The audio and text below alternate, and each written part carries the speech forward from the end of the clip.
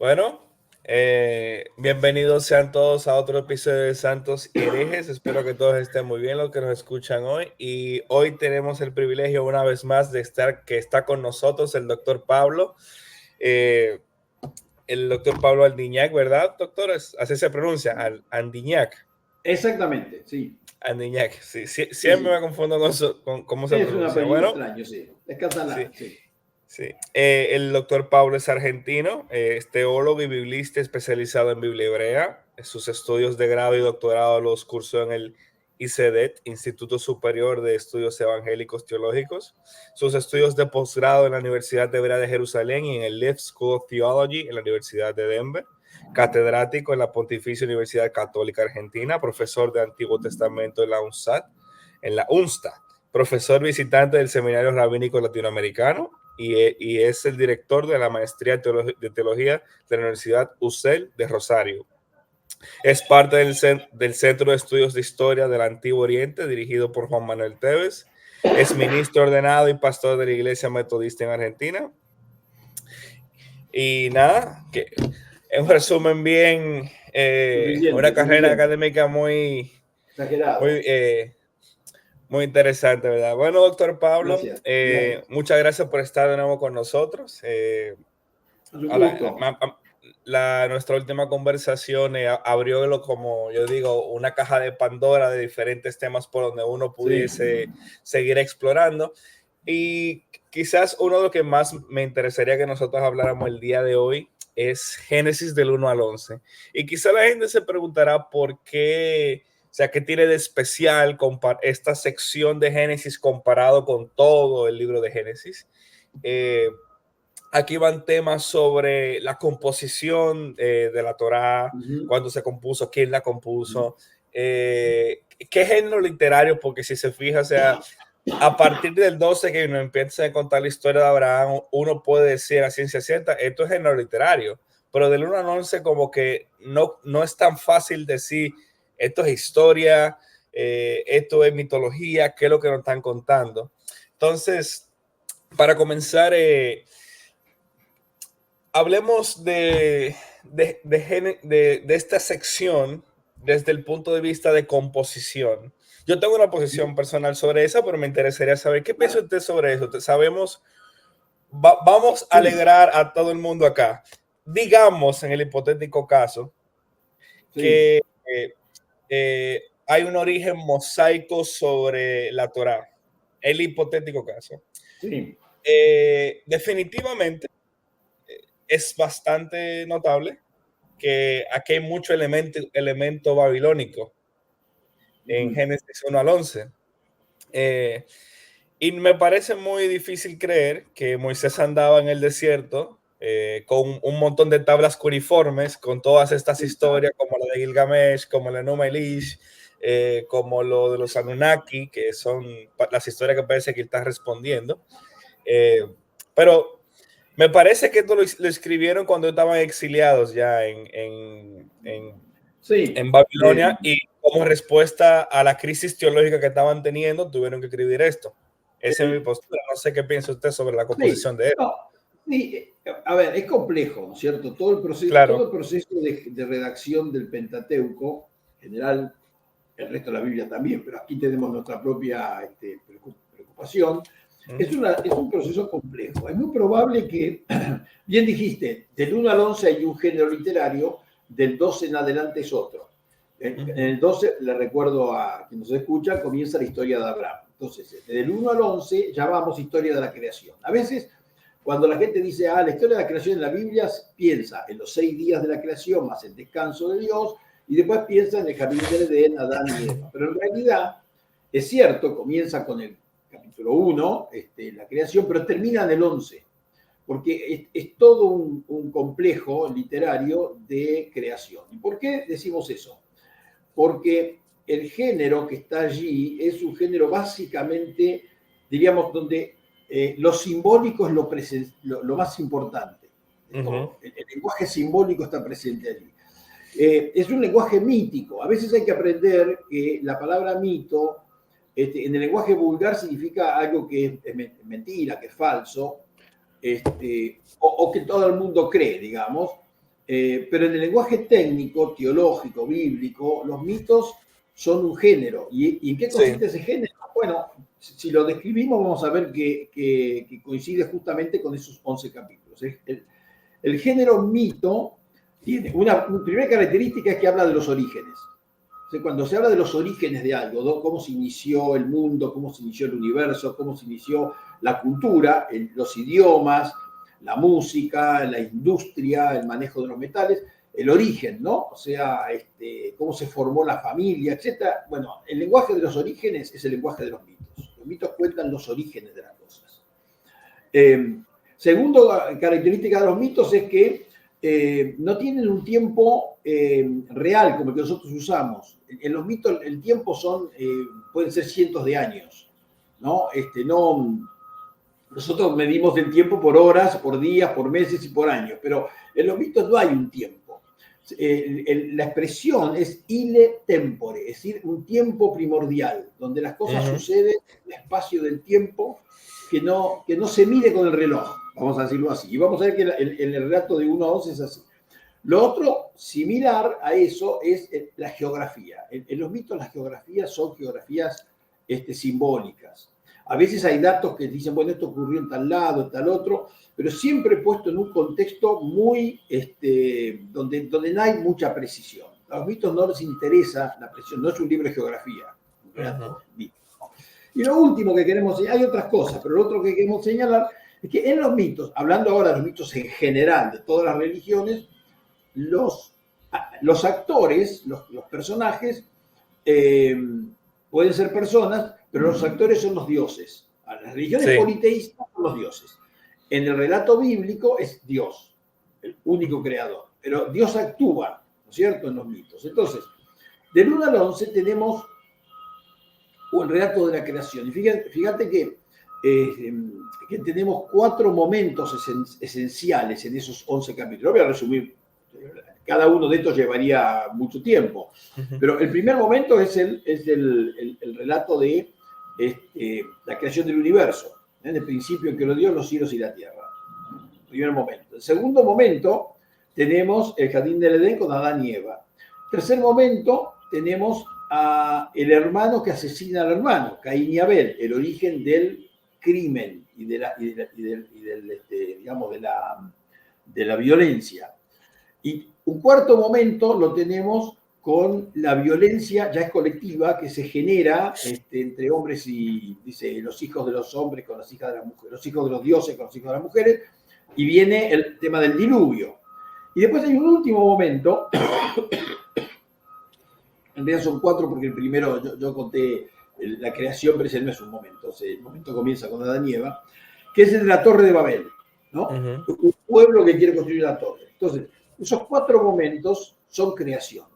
Con todos dentro de ese lenguaje muy simbólico, ¿no? Imagínense una torre que quiere llegar al cielo, no existe. O un arca donde caben todos los animales, tampoco existe. Esto es el lenguaje mítico, lenguaje simbólico. Claro. ¿No? Bueno, por eso es que 1 a 11 es el relato de creación en la Biblia es del 1 al 11. Empieza con el 1 y termina con el capítulo 11. Yo he escuchado a académicos decir como que el 1 al 11, ustedes cuando uno ve una película, como esta voz introductoria que nos va contando como las cosas que pasaron antes que comience, los eventos que nos importa contar como puntualmente. Como por ejemplo, si se fijan, o sea, todo esto va antes de la historia de Abraham como un tipo de historia de que, ok, hemos llegado hasta acá. Entonces, a partir de ahora comenzamos a contar la historia de Israel. Que en realidad para mí eso es lo que está intentando hacer el libro de la creación. Bueno, la parte de la creación y todo esto, si lo comparamos con la literatura creacional que rodeaba a Israel, era básicamente el origen de los pueblos, no tanto de que el origen de todo el mundo. Sabemos, por ejemplo, como cristianos, que para no alertar a los hermanos, que Dios creó todo el mundo que nosotros estamos viendo. Lo que pasa es que Génesis, con la manera como ellos entienden creación y origen de los humanos y demás, está más cimentado en cómo los pueblos se originaban. Por ejemplo, la historia de Adán y Eva.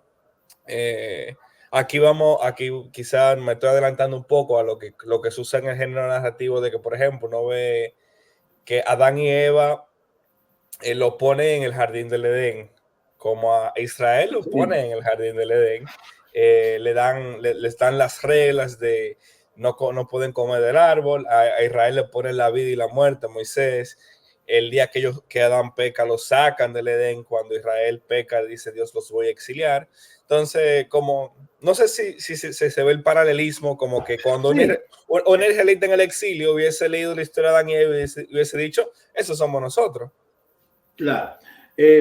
Déjame retomar algo de lo que habías mencionado al comienzo. Estos relatos sobre el tema del posexilio, ¿no es cierto? Estos relatos son muy antiguos, pero hay que distinguir en la historia bíblica el periodo oral del periodo escrito, porque las tradiciones, especialmente estos mitos, se transmiten oralmente, de padres a hijos, por siglos. Entonces, en algún momento los pusieron por escrito, ¿cierto? Entonces, eso sí es muy probable, nadie sabe, no podemos tener precisión matemática acá, pero es muy probable que esto suceda, de poner por escrito estos relatos, en el periodo del exilio, cuando Israel es llevado cautivo y tiene que asegurarse su identidad. Entonces, las cosas que contaba mi padre y mi abuelo, yo ahora quiero estar seguro de que queden escritas, porque se puede distorsionar el relato. Entonces, es verdad que eso que se relata ahí, en buena medida fue escrito en el tiempo del cautiverio en Babilonia. Eso es el cautiverio comienza en 586 a.C., termina en 539.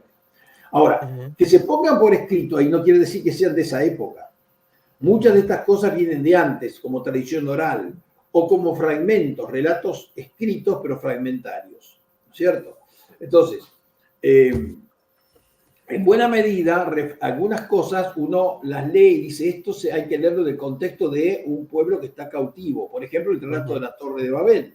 Sí. La Torre de Babel, ¿qué es? Un pueblo, Babilonia, Babel significa Babilonia, que quiere engrandecerse y hacer una torre y llegar hasta el cielo. Entonces, es difícil no darse cuenta que es lo que ellos están padeciendo, ¿cierto? Un pueblo como ellos son cautivos de los babilonios, pero un pueblo muy cruel, los babilonios, y que entonces, bueno, ellos dicen, ven, acá hay un pueblo que quiere construir una ciudad y una torre que llega al cielo y ser como dioses, etcétera, y dominar a todos los pueblos. ¿Y Dios qué hace? Viene y les confunde las lenguas. Pero entonces, como todo relato mítico, tiene varias facetas. Por ejemplo, ahí destruye el proyecto de dominación de los babilonios hacia todo el mundo, pero a la vez explica el origen de las lenguas.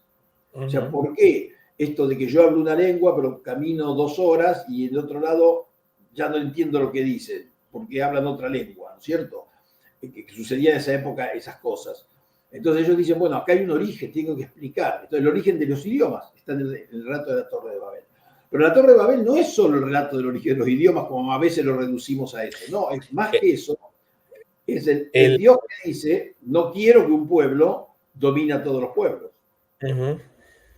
Y también hay también gente que dice que, por ejemplo, el relato de la Torre de Babel, para la idea israelita de aquel entonces también era la división de las naciones, de Sí, por qué claro. tenemos cantidad de naciones. Sí, sí. Que eso está también al final del diluvio, ¿no es cierto? Al diluvio, a partir de los hijos de Noé, se repuebla la tierra en tres grandes familias, digamos, ¿no? Los semitas, los jafitas y los camitas, o sea, que son como 3 grandes familias que ellos entienden, se divide lo que ellos conocían que era el mundo de esa época, ¿no? O sea, los semitas al lado de ellos, la parte de las islas que llamaban ellos, que es Grecia y Europa, hoy diríamos Europa, y la otra parte es África, al sur. De ahí se reconstruye.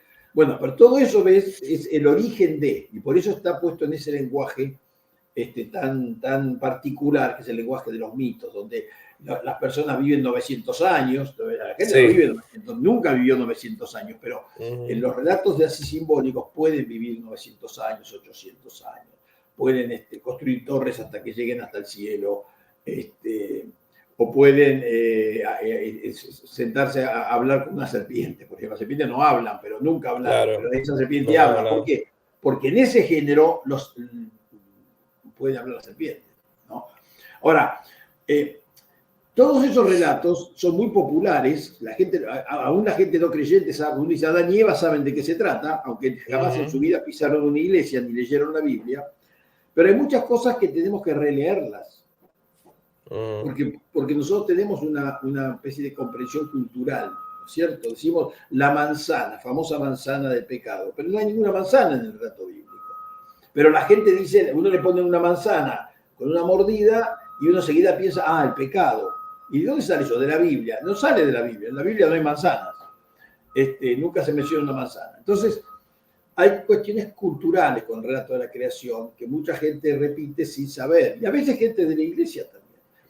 Ahora, porque digamos, es lo que le enseñaron, no tienen por qué pensar de otra manera. Y hay cosas que nos ayudan a pensar. Por ejemplo, tengo un ejemplo. La palabra Adán normalmente se traduce como hombre, ¿no? En realidad Pero es... ¿Diga? no, Sí. no, pero no significa hombre. O sea, que yo tengo un pequeño artículo, muy pequeño, que digo en pregunta, ¿fue Adán varón? La respuesta es no, porque Adán no es hombre, Adán es ser humano. Claramente, en toda la Biblia, cada vez que aparece la palabra Adán, se refiere al ser humano, no al varón masculino. Sin embargo, popularmente, incluso en nuestras Biblias, a veces se dice, y creó el hombre creó Dios al hombre, Adán, dice. No, que no está mal. O sea, que creó Dios al ser humano. Varón y mujer los creó. Sin embargo, en nuestras Biblias dice, y creó Dios, este Génesis, ¿no es cierto? Creó Dios al hombre, varón y mujer los creó. Entonces, ¿cómo? ¿Al hombre, varón y mujer? No. Entonces, no es hombre, es el ser humano. Ahora, eso está tan metido en nuestra inconsciente, digamos, que tenemos que aprender a releer la Biblia en muchos otros aspectos, ¿no? Cosas que son culturales, ¿no? Como decíamos, la manzana, ¿no? Por ejemplo, el pecado de Adán y Eva vinculado a la sexualidad. Pues no tiene absolutamente nada que ver. Basta con leer el texto bíblico y uno se da cuenta que lo que Adán y Eva hacen no tiene que ver con la sexualidad, tiene que ver con querer ser como dioses, lo dice el texto. Si comes de este fruto, seréis como Dios, le dice la serpiente, ¿no es cierto? Entonces, y la tentación es esa, querer ser como Dios. Sin embargo, culturalmente, ¿qué se dice? Y el pecado de Adán y Eva está vinculado a la sexualidad, ¿no? Y no es lo que la Biblia dice. Entonces tenemos que volver a leer estos textos para revisarlos, porque los hemos leído con una carga cultural muy fuerte.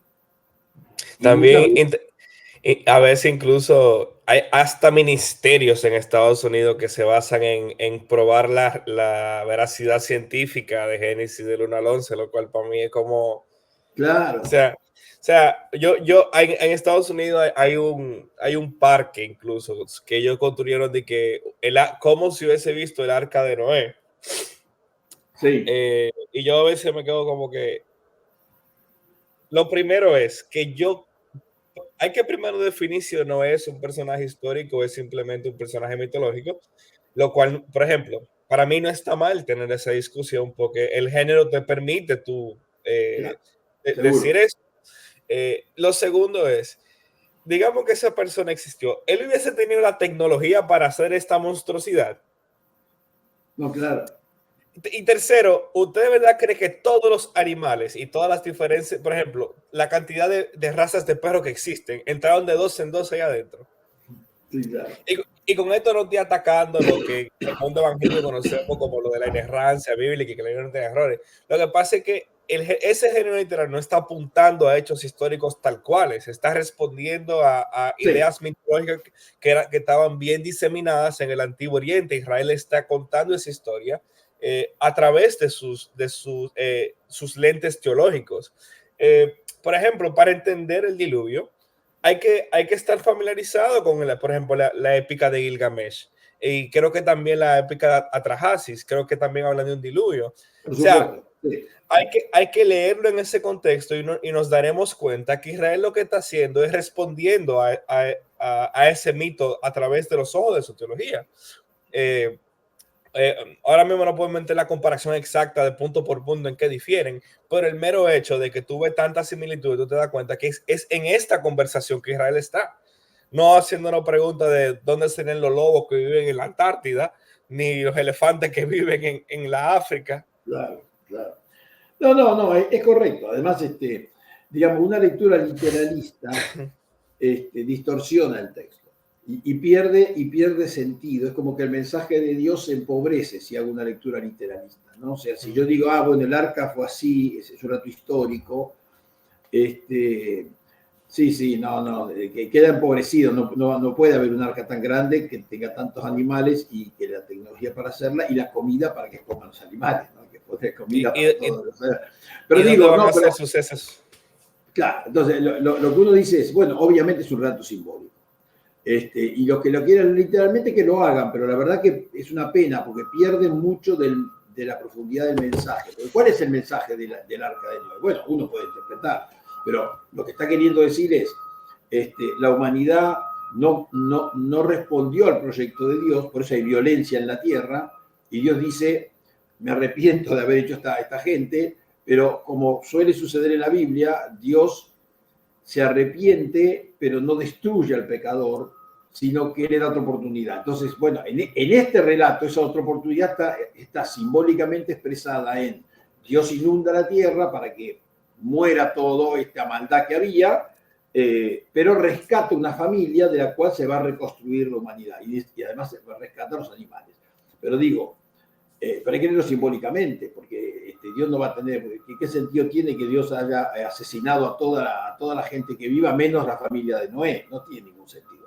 Si lo leemos literalmente, o si lo leemos simbólicamente, sí, porque decimos, bueno, los seres humanos no construimos la humanidad que Dios quería, y entonces Dios nos dice, bueno, le voy a dar otra oportunidad, y esa otra oportunidad es la reconstrucción de la creación a partir de Noé y su descendencia y los animales. Entonces hay un símbolo muy profundo.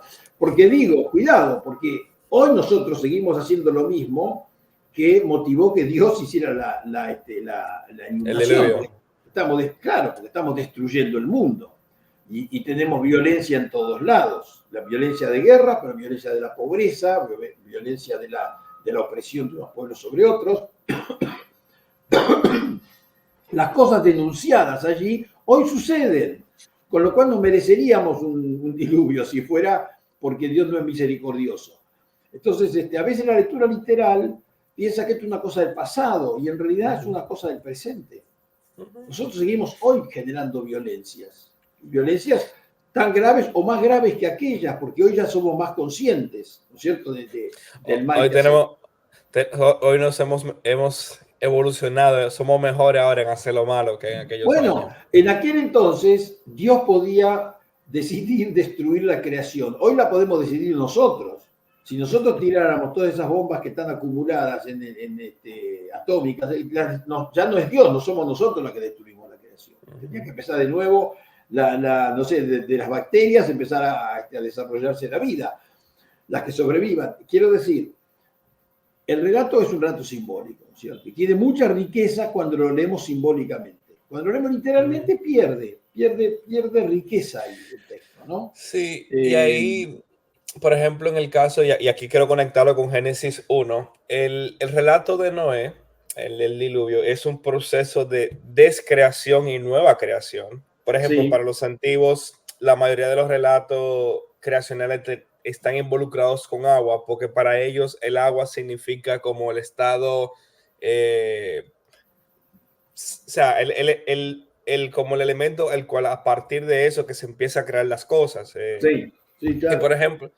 uno lee el libro de Génesis, y no te está intentando decir que en algún momento de la historia todo estaba cubierto con agua, sino en las ideas mitológicas que ellos tienen, el agua es el estado primordial y a partir de ahí es que se empieza a crear. Y entonces uno ve lo mismo, o sea, ¿qué es lo que inunda la tierra de nuevo? Agua, Claro. descreación, Descreación. desorden. Sí, Entonces sí, sí. ahí pasa lo de Noé, y uno ve una nueva creación, un nuevo pacto. Incluso hay elementos interesantes en la historia de Noé y de Adán, porque Noé planta un viñedo, jardín. eh, Claro, claro. está el problema de que él peca, está desnudo. ¿A qué está haciendo eco eso? Sí, sí, claro. Eh, Es decir, la nueva creación a partir de Noé no es una creación sin pecado. El pecado ya está instalado en el ser humano. Y la narración que continúa a Noé, sus hijos y todo lo que viene después, no es una creación al estilo Adán y Eva, antes del pecado. No, es una creación Ujú. de Dios, vamos a decir, de algún modo, acepta que su criatura es pecadora y le da la opción de ser fiel, pero Dios no se engaña.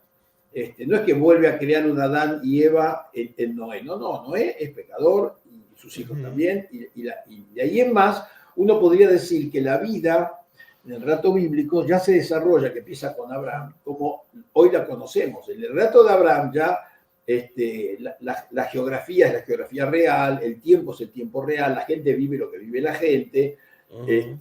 y no hay cosas, digamos, simbólicas, hay simbólicas también, pero en otra dimensión, pero ya no es género mítico, es otro tipo de género, es género más bien legendario, ¿no? La leyenda tiene un núcleo histórico y de ahí se desarrollan historias. Ahora, volviendo a Génesis 1:11, es muy importante, por ejemplo, considerar el relato de Caín y Abel, ¿no? Mm. Ese primer fratricidio, es el hermano que asesina al hermano. ¿Y por qué lo asesina? Y bueno, es muy interesante eso, porque a veces leemos muy rápido. La gente dice, el culpable de que Caín mate a Abel es Dios porque le dio mejor ojos la ofrenda de Abel. Pero es que no es eso lo que está ahí. Lo que está ahí son dos hermanos, uno tiene todos los privilegios y el otro es desvalorizado totalmente. Caín es el primogénito, por lo tanto el que le da todo. Caín es el hombre de la ciudad, por lo tanto es hombre rico. Las ciudades Ujú. siempre fueron más ricas que el campo en aquel entonces, ¿no? Caín, el nombre Caín tiene que ver con el metal, o sea, con la fuerza, con la dureza, las armas. El nombre Abel significa vapor, o sea que no tiene entidad, no tiene fuerza. Y entonces Dios, cuando van las ofrendas, Dios se inclina del lado del débil. Eso lo hace todos los textos de la Biblia. Cuando hay una situación de desigualdad, Dios se inclina a favor del lado del débil. Entonces Dios vio con buenos ojos la ofrenda de Abel. Ahora, Caín tenía todos los privilegios. Caín tenía todos los privilegios. Y esos privilegios dados por Dios. Ser primogénito, vivir en la ciudad, tener fuerza, tener industrias, ¿no es cierto? Son dados por Dios. Y Abel también es digno de lo que es, porque tiene ovejas, tiene sus cosas. Pero Dios ese día vio con buenos ojos a Abel. ¿Y qué pasa? Y Caín no acepta, y ahí viene el tema de Caín y Abel. Caín no acepta que un día su hermano, el inferior, el más débil, el que es el segundo, etcétera, tenga el favor de Dios. Es la envidia de Abel, de Caín, de su hermano débil. Es como si dijéramos, el rico que no acepta que un pobre, un día, ese pobre tenga un privilegio. Y yo que Mm. tengo todos los privilegios todos los días, me molesta que a este hombre pobre hoy Dios diga, este es tu día, disfrútalo. Y entonces va y lo mata. Entonces, lo mata, no solo lo critica, lo mata, lo asesina. Y ahí tenemos el primer crimen, el primer asesinato. De nuevo, historia de los orígenes. Ahora, Claro. hay una lección muy importante ahí, porque no mata a un enemigo, no mata a un delincuente que es un cretino, no mata a alguien que lo insultó, no mata a alguien que lo agredió, mata al hermano. Hoy podríamos decir a la hermana. Lo que quiere decir es que cada asesinato que sucede en la historia de la humanidad, porque esto es arquetípico, ¿no es cierto?, para toda la humanidad, cada vez que alguien mata a otro, está matando a un hermano o una hermana. Entonces, no importa si ese que yo mato es mi enemigo político, la persona que yo aborrezco porque no me gusta, es mi vecino al que él me molesta todos los días, o es un delincuente. Y qué sé yo, como delincuente tendrá que pagar, pero si lo mato, estoy matando a mi hermano. Entonces, Sí. bueno, hay una lección importante ahí, ¿no es cierto? Y ese es un detalle. Caín y Abel es una historia fascinante. En 10 Ujú. versículos dice muchísimas cosas. Pero bueno, eso está todo muy concentrado porque es un lenguaje mítico, es un lenguaje simbólico y nos abre, digamos, a muchas reflexiones, ¿no? Por tomar Caín y Abel. Sí, por ejemplo, ya bien, me estoy dando cuenta que lo estamos haciendo como regresivo. Comenzamos en Sí, Babel, fuimos a sí, Noé. Podemos comenzar en el tema de Génesis 1, que quizá a mucha gente le interesa porque piensa que Génesis nos está dando una historia, una clase de ciencia de cómo Dios decidió crear claro, el mundo. Y ahí uno va a uno de los grandes problemas, porque si lo leemos, no quiero decir literal, porque literalmente esto es mito. Yo lo digo literalmente, lo estás leyendo mal al que lo lea así con la mentalidad de ciencia, es porque esas no son las preguntas que el escritor de Génesis tiene. Hay que comenzar por ahí. Sin duda. Ellos no piensan en átomos, no piensan en Big Bang, en física cuántica. Ellos están pensando en teología. Estamos en un mundo donde hay muchísimos dioses, donde estamos corriendo peligro a cada momento de que nuestra identidad teológica se pierda porque un pueblo no puede conquistar. ¿Qué es lo que nosotros y todos los pueblos tienen su propio cuento creacional? ¿Qué es lo que nosotros creemos? Eso es lo que está intentando responder Génesis 1. Porque si fuese científico, o sea, gracias a Dios que esto es mito y no es ciencia, porque ahí de verdad la gente fuéramos el hazmerreír de toda la comunidad Sí, científica. claro, sin duda, sin Porque, duda. porque acá lo que él está haciendo, yo le digo, él está haciendo teología y está respondiendo a los cuentos creacionales que lo siguen. Por ejemplo, siempre se compara, principalmente, no sé si eso ha cambiado en la academia, que se compara mucho Génesis 1 con el Enuma Elish, que es Sí, el cuento creacional babilónico, que uno ve, por ejemplo, que hay diferencias bien marcadas entre los dos, de que el mundo en el Enuma Elish el mundo nace de un pleito entre los dioses, Marduk contra Tiamat, que él corta el exactamente, cuerpo, sí, sí. que el cuerpo de este dragón, por un lado sale el cielo, por otro lado sale la tierra, por otro lado salen los hombres, que el mundo comienza porque los dioses están peleando. Mientras que en el cuento bíblico, cuando Dios empieza a crear, por lo menos en el de Génesis, porque hay un salmo muy interesante Sí, sí, que sí. anda por ahí. En el de Génesis, Dios comienza a crear el mundo y las fuerzas del caos, el dragón a quien Marduk mata, está bajo control. No hay pleito. Claro. La creación nace de la voluntad de Dios, y hay un elemento muy que si nosotros no estamos familiarizados con el Antiguo Oriente, no lo percibimos, la parte de que el Espíritu de Dios se movía sobre las aguas. Claro. Para ellos el mar, que era una fuerza del caos, le tenían miedo al mar. Sí, Esa sí. parte de que el Espíritu de Dios estaba sobre las aguas, era de que Yahweh tiene bajo control todos los seres del caos. Mientras que tú no ves en los demás cuentos creacionales y una guerra Claro. constante entre ellos. Sí, sí. A ver, el relato de la creación de comienzo, el primer versículo ya es una afirmación tremendamente importante porque pone, digamos, se planta en el lugar donde está Israel, ¿no? En el principio creó Dios los cielos y la tierra. Entonces, ¿qué está diciendo ahí? Está diciendo, primero, que hay un Dios creador. Y eso, como vos bien decís, en las otras religiones de la época antigua no había un Dios creador, había un conflicto de dioses y a partir de ese conflicto de dioses se generaban las cosas. Acá tenemos un Dios creador. Y lo otro es que la expresión creó Dios el cielo y la tierra. La expresión del cielo y la tierra significa la totalidad de lo que uno conoce. En las otras religiones, que eran politeístas, cada dios tenía digamos, su región. Entonces, uno era el dios de la tormenta, otro que criaba el mar, otro que criaba las montañas, otro las estrellas y el sol, etc.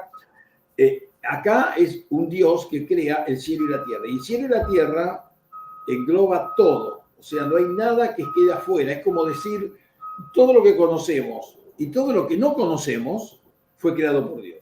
Todo lo que vamos a descubrir más adelante fue creado por Dios. Es una expresión muy profunda y es una afirmación que chocaba con las otras religiones, las religiones egipcias, las religiones babilonias. Era realmente una expresión que no los teólogos babilonios no hubieran aceptado, eso de que un Dios creó los cielos y la tierra.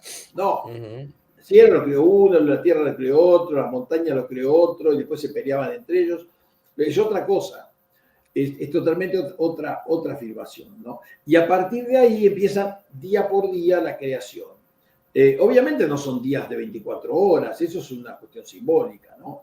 Pero lo primero que se crea es la luz. Entonces empiezan a estar, ¿no? Y creó, digamos, de cielo y tierra en general, y después la luz, ¿no? Y ahí va avanzando, día por día. Es curioso que el día del medio, que sería el día el día cuarto, que es el de 7 días, el de cuarto es el del medio, es el día que crean los luminarias, el sol y la luna. ¿Por qué es el día del medio? Que para Israel es muy importante esto desde el día del medio, porque ese día marca las fiestas, marca las fiestas religiosas, en los astros marcaban las fiestas, ¿no? Entonces, ¿cuándo era la Pascua? ¿Cuándo era el Año Nuevo? ¿Cuándo era el Shabbat? Entonces, por eso el día privilegiado es el día del medio, que es el día, nosotros llamamos jueves, ¿no? Es el día cuarto. Y entonces ahí, en ese día se crean el sol y la luna, a los cuales no menciona, dice la lumbrera mayor y la lumbrera menor, porque no los quiere nombrar. ¿Por qué? Porque los cananeos hablaban del sol y la luna como dioses. Como Dios. Sí, y también los egipcios pensaban parecido. También los egipcios, claro. Entonces ellos no lo quieren nombrar, porque no quieren decir el sol, porque nombrar el sol es nombrar un dios extranjero. Entonces dice la lumbrera grande, la lumbrera pequeña, las estrellas. Y así. Que también las estrellas también eran pensadas como deidades. También. Sí, por supuesto, tenían los dibujos de las deidades. Ellos, los israelitas, decían que no. Ahora, llega el sexto día, y es curioso, porque en el sexto día crea los animales mayores, ¿no? O sea, los animales terrestres, y el ser humano en el mismo día. No hay un día especial para el ser humano. Eso hay que meditarlo, porque nosotros hemos marcado mucho la diferencia entre los seres humanos y los animales. Y los animales, nosotros los maltratamos todo lo que podemos. Nos los comemos, los asesinamos, los matamos, los perseguimos. Hay especies que hayan desaparecido porque nos creemos dueños de los animales. La verdad es esa. Y hoy cada vez hay más conciencia de que el ser humano en la Tierra no tiene futuro si no cuida la naturaleza y no cuida a sus animales. Ahora, ya en el Génesis se pone que los animales son creados el mismo día que el ser humano. Porque los israelitas tenían esa concepción de que nosotros somos, hoy palabras modernas, somos mamíferos. O sea, ellos veían que un ser humano también tenía cosas muy parecidas con una oveja, con una vaca, cómo nacían sus hijos, cómo procreaban. Ellos se daban cuenta de ese vínculo que había entre el ser humano y los animales superiores. Claro, no lo podían formular científicamente. Por supuesto, la Biblia marca una diferencia, ¿no? Y es que en el ser humano está la imagen de Dios, que no está en la vaca o en la oveja. Pero cuidado, porque nos coloca en el mismo día de la creación. ¿Cierto? Entonces, y mire, y aquí hay un elemento que usted tocó muy interesante. Sobre el tema del Día del Medio que marca para ellos las festividades. Sí. Aquí uno se puede dar cuenta de algo. O sea, en Génesis 1 entero uno se da cuenta de algo. No sé si está familiarizado con el trabajo de John Walton. Sí. Que él dice, por ejemplo, él ha sido de lo que más ha proponido que Génesis 1, toda esa sección en realidad, habla más como de la creación de un templo cósmico para Dios. Claro. Y tiene todos los elementos, porque, por ejemplo, los 7 días, si uno ve, por ejemplo, cuando construyen el templo de Salomón, duran 7 años. ¿Y cuántos días de celebración le dedican? 7 días. Siempre con esa mentalidad de 7. Entonces, incluso usted mencionaba lo de las sombreras, que tiene que ver con festividades, eso tiene que ver con liturgia, sacrificio. Claro. Se nota que aquí hay intereses sacerdotales a la hora de contar esta historia. Obviamente. Aquí hay intereses sacerdotales. Claro. Sí. Y todo apunta a que el séptimo día es el día que Dios descansa, ¿cierto? Que es cuando ya la deidad puede habitar el templo que le construyen. En el templo que le ha concedido, claro, sí, por supuesto. Entonces, esos 7 días que completan la semana, hay toda una simbología. Y ahora uno dice, ¿por qué 7 y no 6, o no 9, o 11, o 4? ¿No? Bueno, también hay que saber el contexto cultural. Ellos usaban un sistema que no era el decimal, era el sexagesimal, ¿no? O sea, nosotros usamos el sistema decimal. Pero en el sistema sexagesimal, el número 7 equivale al 10, ¿no es cierto? Entonces, para ellos la semana se hace de 7 días porque es como la unidad. Así que nosotros decimos el 10 es nuestra unidad, ¿no? O sea, pensamos el 10 porque el sistema decimal, el 10, el 100, el 1000. Ellos tenían el 7, el 70 y sus múltiplos como el número redondo por excelencia, ¿no? El sistema sexagesimal que usaban los babilonios, ¿no? Y ellos lo toman de allí. Es 1, 2, 3, 4, 5, 6, y el 7 sería el número que tiene 2 dígitos. el 7. Y así, ¿no es cierto? Entonces, de ahí viene lo del 7 días, y después el 70 es tan importante en la Biblia, y los múltiplos de 70, ¿no? Pero bueno, eso es una cuestión, digamos, cultural. Podría haber sido 9, pero digamos, el relato se construye sobre el sistema sexagesimal. Nosotros, para curiosidad del que nos escucha, todavía hoy lo usamos el sexagesimal, aunque no nos damos cuenta, o muchos no lo saben. Lo usamos en dos cosas muy comunes y de todos los días. En primer lugar, lo usamos en la hora, que es de 60 minutos, no de 100 minutos. Sí. ¿No es cierto? Y el día, que es de 24 horas, que es un múltiplo, tiene que ver con el 12 por 2, y bueno, el 12 tiene que ver también con el sistema sexagesimal, ¿no? El 12 son 6, 6, 6, 6, 6, 24. Entonces, ahí usamos el sexagesimal todos los días cuando decimos qué hora es y decimos, oh, sí, 59 minutos, falta un minuto. Bueno, ahí lo tenemos. Y también el sexagesimal lo usamos en el arco, cuando medimos el arco, ¿no? Cuando medimos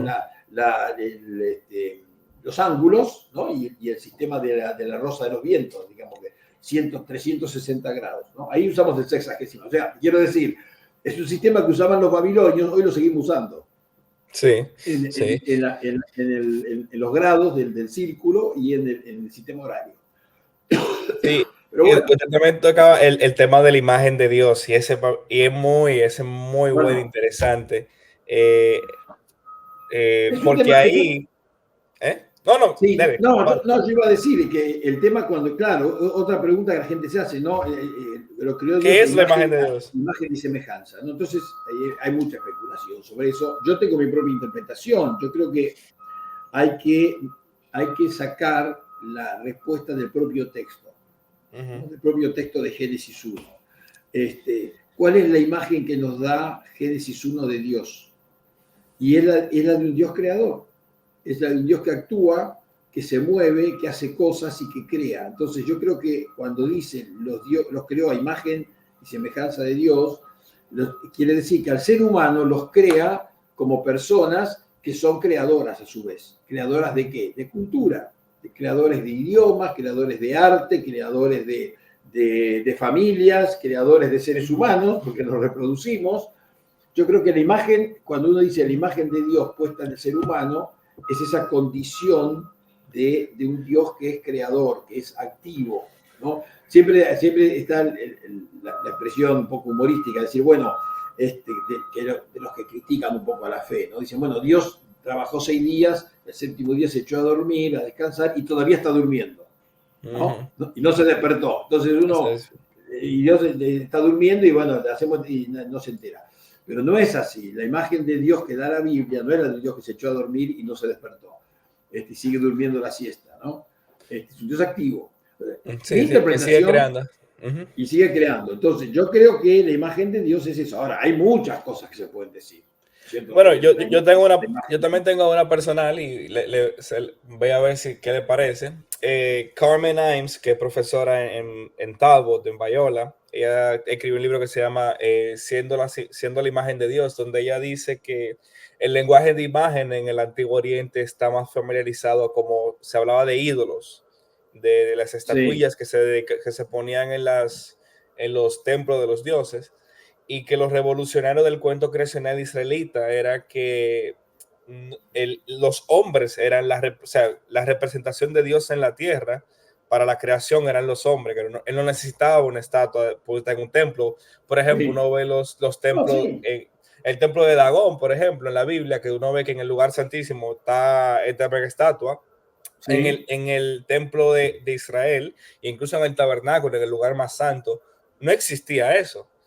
Y hace mucho énfasis, no me dan imágenes. O sea, y cuando digo imágenes, no es que, por ejemplo, como la Iglesia Católica, que tiene los vitrales o contando la historia del Evangelio, no es eso, hermano evangélico, a lo que se está refiriendo.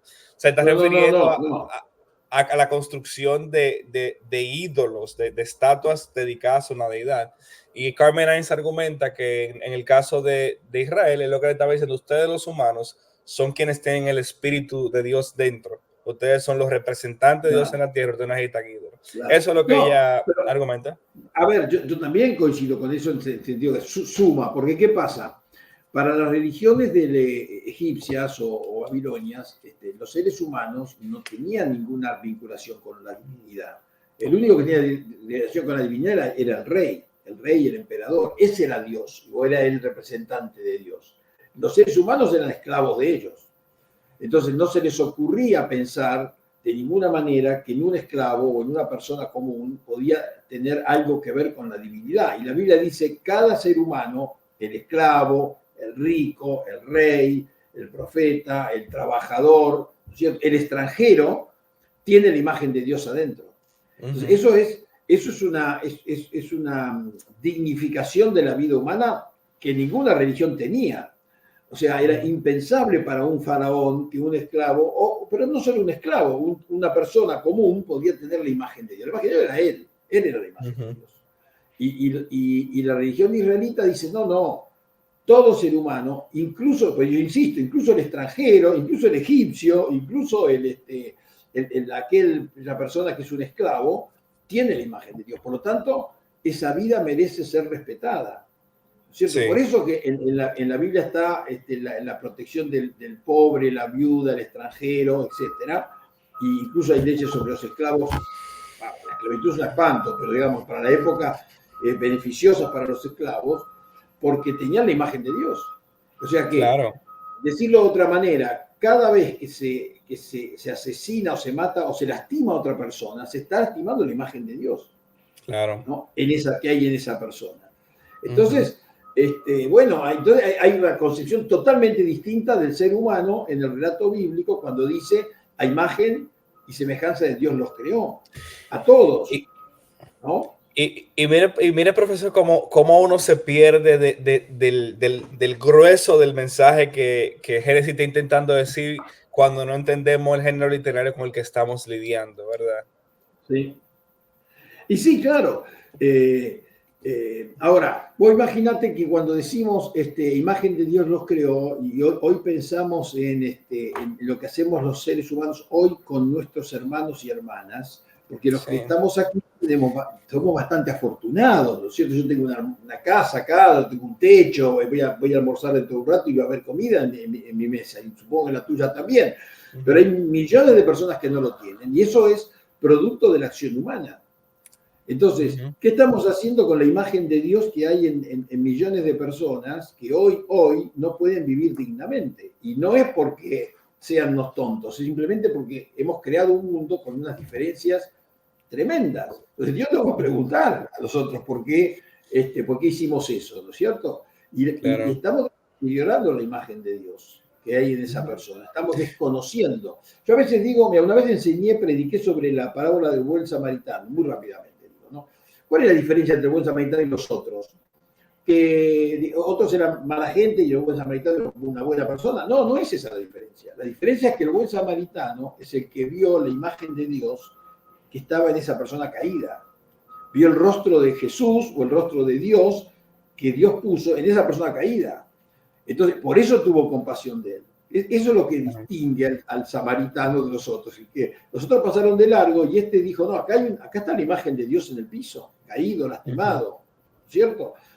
Y creo que eso es lo que nos tiene que enseñar ese pasaje sobre la imagen de Dios. Que cada vez que vemos una persona, cuando vemos bombas que caen en alguna parte del mundo, niños que son asesinados, o personas que pasan hambre y necesidades injustamente, porque debería haber alimentos para todos y educación para todos, estamos lastimando la imagen de Dios en eso. Estamos desconociendo la imagen de Dios en esas personas. Sí. ¿No?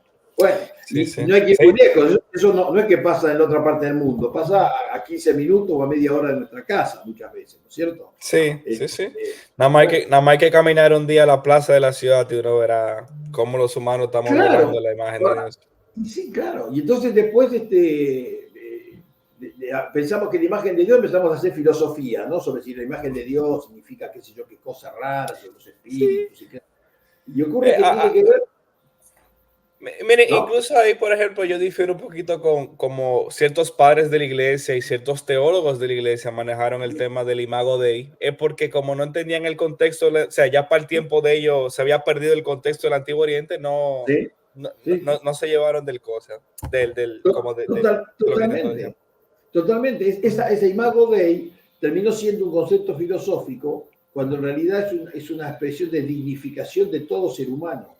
Ujú, ¿no? Si ujú. hubiéramos entendido de esta manera el relato bíblico, no habría existido la esclavitud. Por lo menos no a partir digamos, desde el momento que la humanidad empieza a entender esto. Porque no tiene ningún sentido que una persona sea considerada esclava si tiene la imagen de Dios adentro. La única forma de decirlo es, no, es un animal, es como una vaca. Un esclavo es como tener un burro, un caballo. Entonces está bien, no hay imagen de Dios.